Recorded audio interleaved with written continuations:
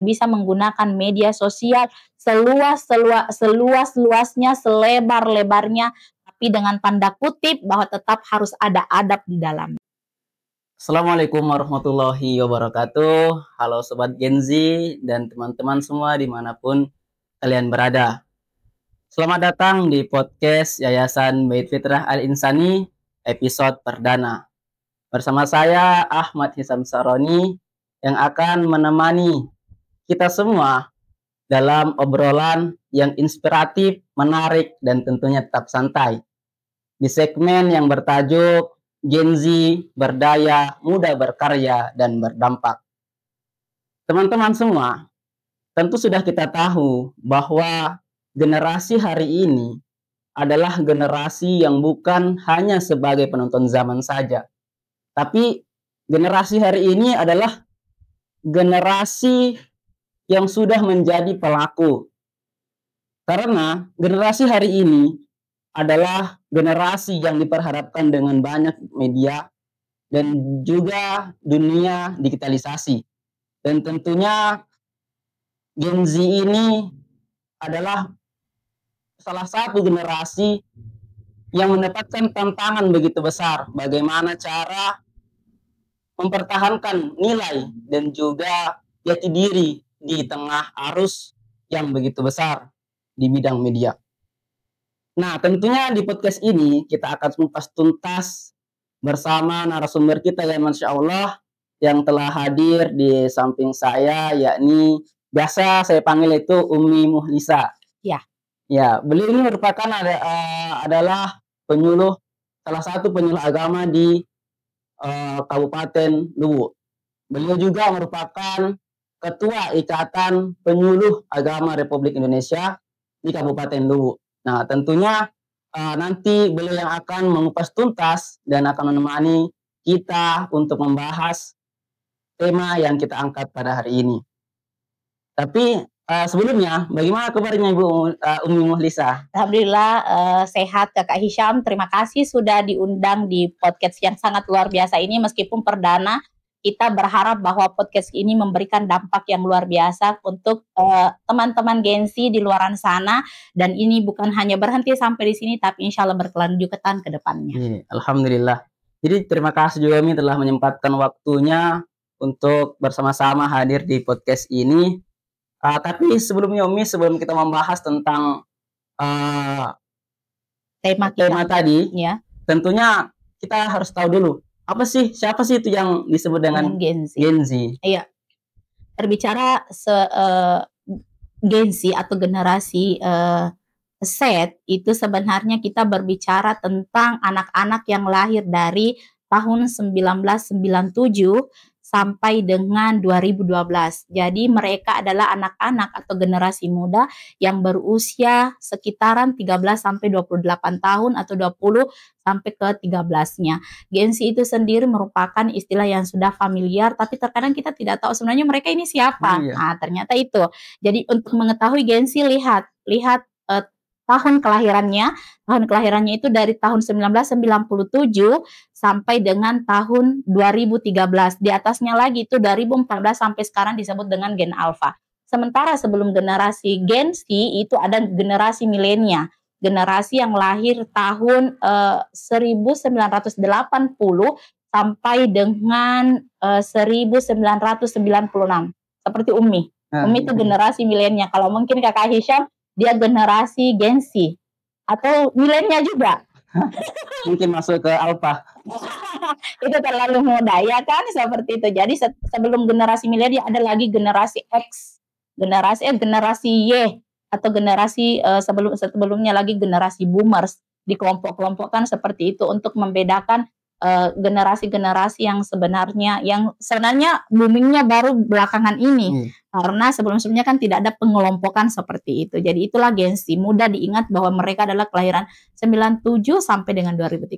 Sesederhana itu mengetahui siapa itu Gen Z. Tapi mungkin di kalangan teman-teman masih banyak yang belum bisa mengelompokkan mana generasi tersebut, Umi. Iya, makanya tadi saya sampai singgung kalau misalnya generasi boomers itu adalah mereka yang kelahiran Kalau saya tidak salah, kalau saya tidak keliru itu mereka kelahiran 45 sampai 64.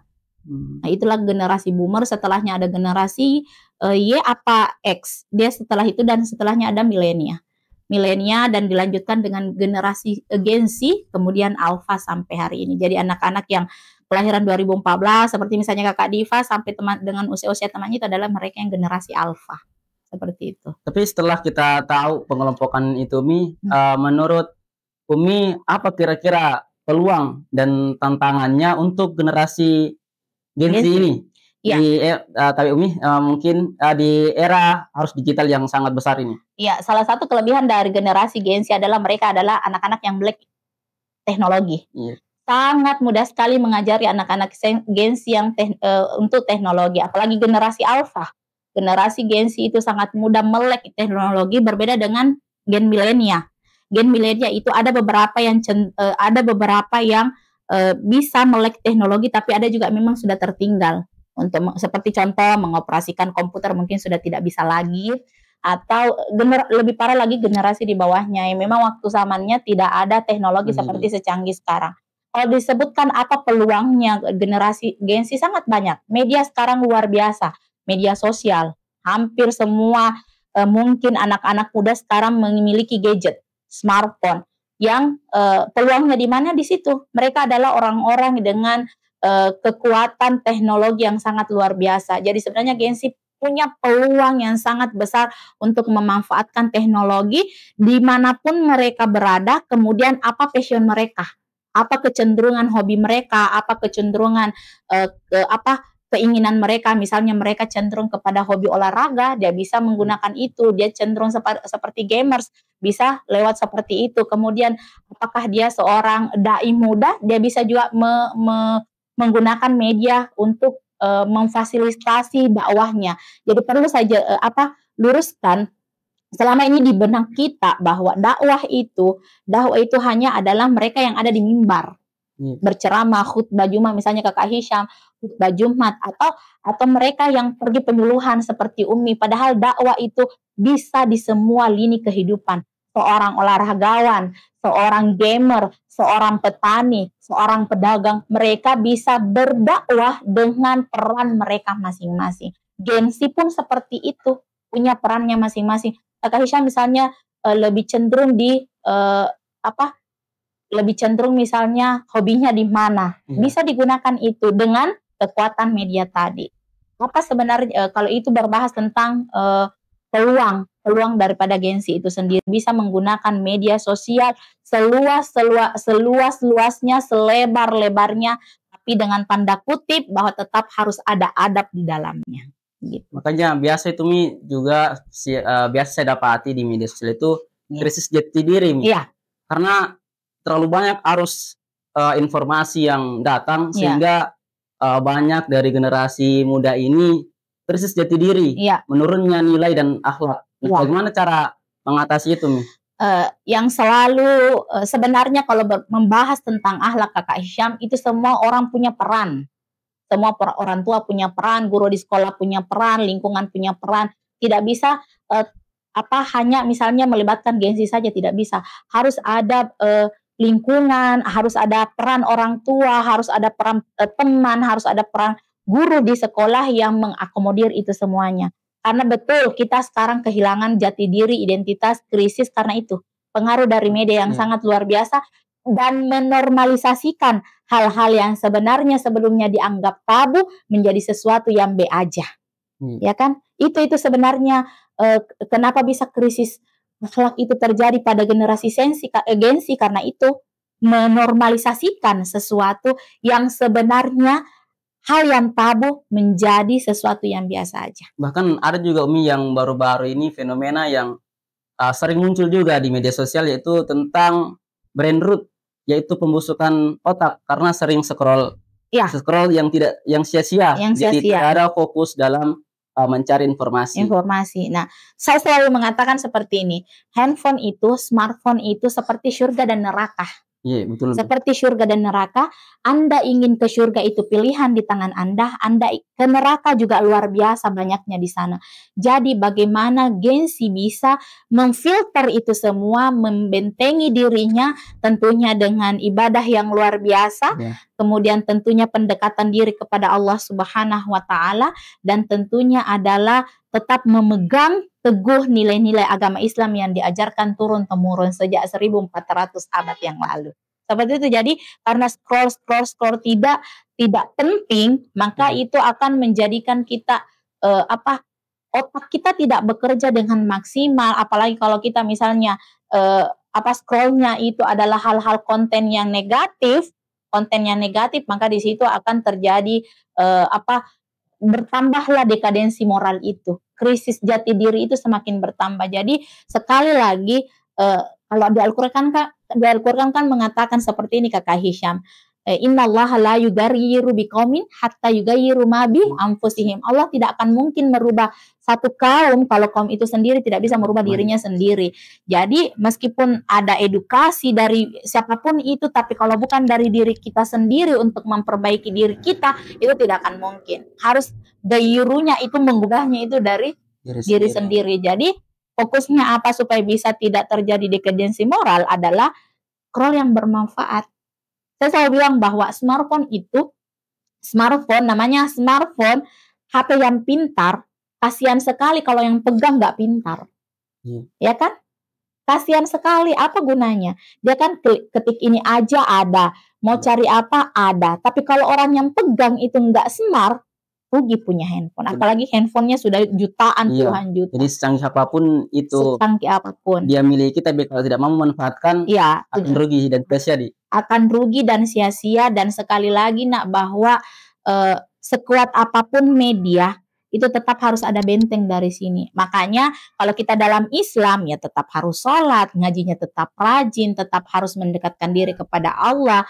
Kemudian kita tahu sendiri bahwa Rasulullah adalah orang yang diutus menyempurnakan akhlak, itu yang tidak boleh. Sama guru harus santun, sama orang tua harus hormat, ini yang tidak boleh hilang sebenarnya. Tapi Umi kan menanggapi fenomena yang tadi itu, fenomena negatif, bagaimana sudut pandang penyuluh ataupun seorang ibu dalam upaya bijak mencegah, bijak dalam bermedia, sehingga mengurangi hal-hal negatif dari informasi media tersebut? Kalau sebenarnya pendidikan atau pembentukan karakter itu memang harus dari keluarga. Dari pembentukan karakter dari keluarga, hal-hal kecil itu harus dididik dari keluarga. Tidak bisa ujuk-ujuk langsung tiba-tiba langsung bagus akhlaknya. Dan akhlak itu tidak bisa sekali saja disebut langsung jadi, tidak. Akhlak adalah pembentukan yang berulang-ulang. Ini contoh misalnya Umi di rumah, Kakak Diva tidak boleh minum berdiri. Kakak Diva itu harus berulang. Karena berulang itu seperti kaset yang terus diputar dan akan tinggal di sini. Dan itulah yang akan perpegangan yang kita bawa. Bahasakan, kalau contoh kecil di rumah, bahasakan anak-anak bertutur kata yang santun. Jadi di rumah ini, misalnya di rumah Umi itu, tidak pernah kedengaran adik-adiknya bicara sama Umi atau bicara sama Atta misalnya itu, dalam konteks mau kok kemana, sudah kok makan, atau kenapa kok marah. Tidak ada konteks yang seperti itu. Kenapa? Karena kita membiasakan dari kecil, sudah ki makan, mau ki kemana. Seperti itu, konteks itu terbentuk. Jadi bukankah memang Rasulullah mengatakan, al-ummu madrasatul ula. Ibu adalah madrasah pertama bagi anak-anaknya di rumahnya. Jadi memang tetap harus ada filter di rumah, dan itu semua dimulai semuanya dari rumah. Bagaimana mendidik anak-anak, bagaimana memfilter anak-anak yang hampir selalu di gadgetnya, ya kan? Makanya sekarang ada aplikasi yang bisa Google Family ya kalau saya tidak salah, atau apapun itu namanya, yang mengontrol HP anak-anak dari jarak jauh, melihat apa yang harus dilakukan. Kak Diva sendiri baru-baru kita kasih kesempatan untuk pegang HP itu di usianya yang sekarang, itu pun tetap kontrol. WA-nya WA siapa, ngomong apa di WA-nya, itu tetap kita harus lihat. Kalau misalnya untuk anak-anak kecil, saya sangat tidak menyarankan sebenarnya. Sangat tidak menyarankan usia, apalagi kan masih bayi sudah dikasih itu menonton. Karena sekarang kita Yang penting tenang aja. Padahal tidak seperti itu sebenarnya konsep mendidiknya itu seperti itu. Jadi memang filternya harus dari rumah. Kalau sebagai seorang penyuluh, pencegahannya ya tentu melakukan penyuluhan. Di Kabupaten Luwu itu penyuluh agama Islam ada sekitar 160 orang. Tapi luar biasa sangat tantangannya dengan berbagai tadi media yang luar biasa gencarnya memborbardir. Makanya ada kan istilahnya ini kejahatan yang masif itu terorganisir itu akan kebaikan yang tidak terorganisir akan kalah dengan kejahatan yang terorganisir. Makanya sekarang penyuluh semua dari penyuluh ini dituntut untuk melakukan penyuluhan di media sosial, memberikan edukasi di media sosial untuk apa? Menyeimbangkan antara konten-konten negatif di media sosial. Penelitian menyebutkan bahwa konten di media sosial atau konten di internet atau apapun namanya itu ada sekitar 6 juta konten. Masya Allah, banyak ya. Luar biasa sekali. Jadi caranya apa? Kita filter itu dengan apa? Dengan tetap dengan juga memberikan konten-konten menarik seperti podcast yang sedang kita berlangsung kan salah satu bentuk pencegahan. Hasilnya nanti seperti apa itu bukan urusan kita lagi. Yang penting kita sudah berusaha. Ya seperti Kakak Hisham punya media sosial atau siapapun itu, teman-teman Kakak Hisham berikan konten edukasi yang setiap hari mengedukasi. Kita tidak pernah tahu konten mana yang mengetuk hati orang. Tidak pernah tahu.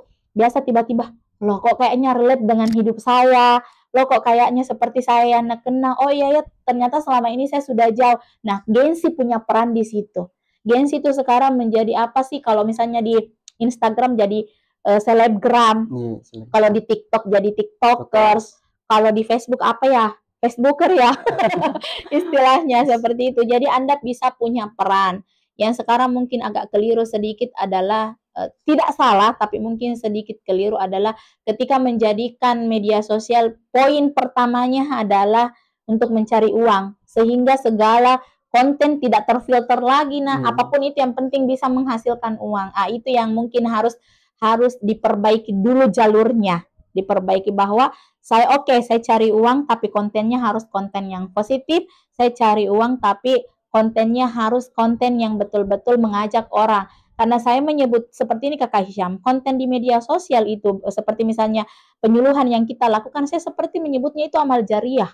Amal jariah yang tidak ada habisnya selama konten itu ada. Selama konten kita mungkin meninggal, orang masih lihat apa penyuluhan yang kita berikan, itu kan amal jariah. Dan kenapa kita tidak lakukan itu? Dan sebaliknya Midi, kalau misalnya kita mengupload konten-konten negatif itu akan menjadi dosa jariah. Seperti itu. Jadi orang lihat kita dosa lagi seperti itu. Jadi saya mengatakan bahwa ini adalah ladang kita untuk terus untuk terus berbuat baik. Gensi itu punya sekali peluang untuk itu. Saya selalu sampaikan sama Gensi, kalau biasa saya motivasi, masa sih mau kalah sama orang generasi milenial kayak saya yang sudah hampir kepala 4 dibandingkan kalian yang masih kepala 2 yang semangatnya luar biasa menggebu-gebunya. Gunakan media dengan sebaik-baiknya, jaring relasi yang seluas-luasnya untuk apa? Supaya kita bisa manfaat. Seperti itu. Di hadis-hadis kan Rasulullah menekankan pemuda. Iya kan, seperti pemuda yang taat salat di masjid, pemuda yang menjaga dirinya dari dosa zina dan sebagainya. Itu kan relate semua sebenarnya dengan sekarang. Kalau kata Bung Karno, berikan saya 10 pemuda maka akan goncangkan dunia. Seperti begitu berharganya itu yang namanya pemuda. Karena itu adalah usia paling produktif dari manusia. Usia paling produktif ketika anak-anak belajar dan memberikan seluruh apa yang dia punya, seluruh kemampuan yang dia punya. Di situ adalah momen paling produktif yang bisa menghasilkan segala hal yang positif jika memang betul-betul dibarengi dengan hal yang positif. Mungkin masih ada terakhir dari pertanyaan saya Umi. Ya. Kan berhubung saya juga termasuk generasi Gen Z. Iya. Ya, bagaimana itu Mi? Kan Gen Z sekarang itu bukan penonton zaman. Iya. Tapi kan juga Gen Z ini pelaku. Iya. Nah, jadi bagaimana caranya Umi ini memberikan motivasi bahwa mengubah media ini sebagai peluang bisnis Mi. Peluang bisnis. Iya. Karena selama ini kan generasi Gen Z ini hanya sebagai memang dikatakan pelaku, Iya. tapi hanya penikmat, Iya. belum mampu untuk menjadi pelaku sebenarnya. Iya. Banyak generasi Gen Z itu menjadi penonton, Iya, bukan betul. aktornya. Iya, Saya selalu mengatakan, masa sih kalian mau jadi penonton terus? Jadi dong aktornya. Jadi dong aktornya. Dan itu dimulai dari apa?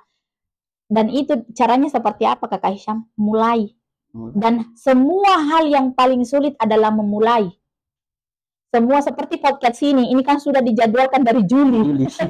Jadi Juli, terrealisasinya Oktober. Kenapa? Karena memulai memang semua hal yang paling sulit adalah langkah pertama.